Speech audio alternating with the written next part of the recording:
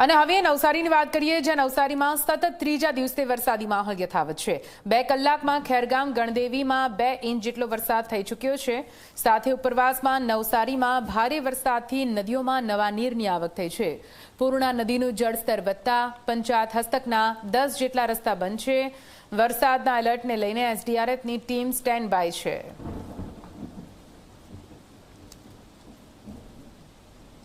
હવામાન વિભાગની આગાહી પ્રમાણે નવસારીમાં આજે સતત ત્રીજા દિવસે વરસાદ વરસી રહ્યો છે। આગામી દિવસોમાં ભારેથી અતિભારે વરસાદની આગાહી છે।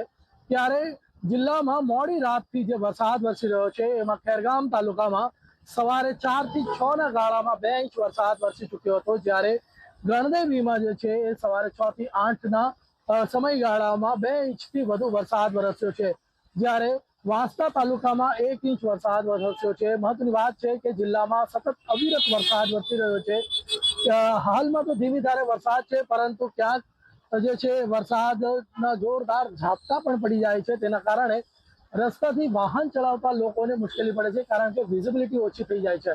મહત્વની વાત કરવામાં આવે તો જિલ્લામાં 10 રસ્તાઓ જે છે એ ઓવરટેપિંગના કારણે બંધ થયા છે। જે જિલ્લા પંચાયત હસ્તકના રસ્તાઓ છે, જે ગામડાઓને જોડતા રસ્તાઓ છે, એના ઉપર કોઝવે અને લો લેવલ બ્રિજ હોય છે, એ બ્રિજ ઉપરથી પાણી વહી જવાના કારણે રસ્તાઓ બંધ થયા છે। પૂર્ણામાં જળસ્તર વધ્યું છે, સાથે જ ઔરંગામાં પણ જળસ્તર વધી રહ્યું છે। તેના કારણે નાંદઈનો જે બ્રિજ છે એ હજુ બન્યો નથી, એટલે લોકોને મરલાથી જે આગળના જે ગામો છે એ લોકોને મોટો ચકરાવો ખાવો પડશે। મહત્વની વાત કરવામાં આવે તો વરસાદ જે વરસી રહ્યો છે તેના કારણે પૂરની સ્થિતિ ન બને, કારણ કે આગાહી પણ છે। અને એ આગાહીને જોતા એસડીઆરએફની એક ટીમને નવસારીમાં ખડકી દેવામાં આવી છે।